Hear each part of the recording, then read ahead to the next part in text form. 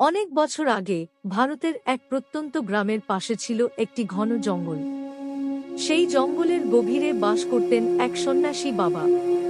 তার আসল নাম কেউ জানত না। মানুষ তাকে ডাকত তপোবন বাবা নামে। তিনি ছিলেন এক মহাজ্ঞানী, ধ্যানমগ্ন ও নির্লোভ সাধক।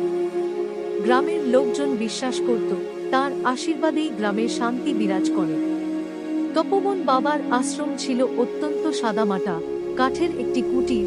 প্রতিদিন ভোরে তিনি উঠে সূর্যোদয়ের সময় ধ্যান করতেন, তারপর আশ্রমের চারপাশ পরিষ্কার করে নিজের হাতে রান্না করতেন। খাবার ছিল খুবই সাধারণ, ফলমূল ইত্যাদি।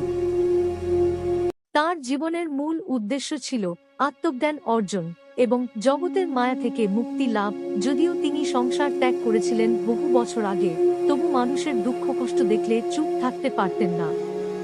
আশেপাশের গ্রামের মানুষ যখনই কোনো বিপদে পড়ত, তারা দৌড়ে চলে আসত সন্ন্যাসী বাবার কাছে।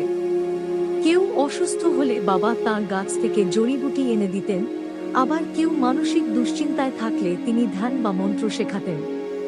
একদিন গ্রামের এক কিশোর নাম রাজু চুরি করে পালিয়ে যায় এবং জঙ্গলে ঢুকে পড়ে। সারা গ্রাম খুঁজে রাজুকে না পেয়ে হতাশ হয়ে পড়ে। তখন কেউ একজন বলল, তপোবন বাবার কাছে চল, তিনিই কিছু করতে পারবেন। সবাই মিলে বাবার কাছে গিয়ে আকুতি জানায়।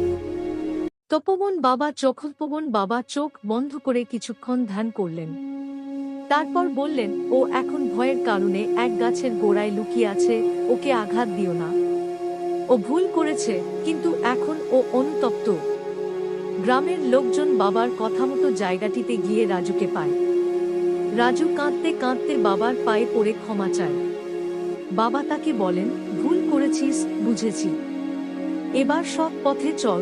এরপর থেকে রাজু সৎভাবে জীবন যাপন শুরু করে এবং ভবিষ্যতে গ্রামের একজন শিক্ষিত ও সম্মানিত মানুষ হয়ে ওঠে।